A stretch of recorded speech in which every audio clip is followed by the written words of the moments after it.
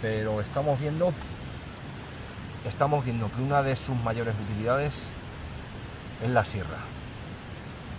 Otra, pues evidentemente la hoja larga, ¿vale?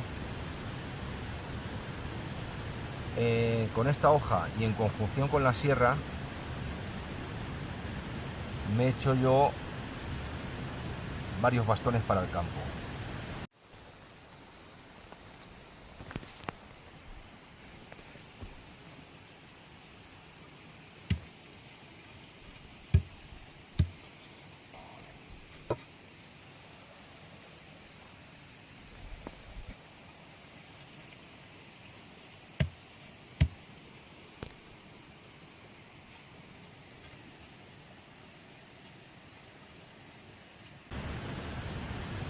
Normalmente de pino.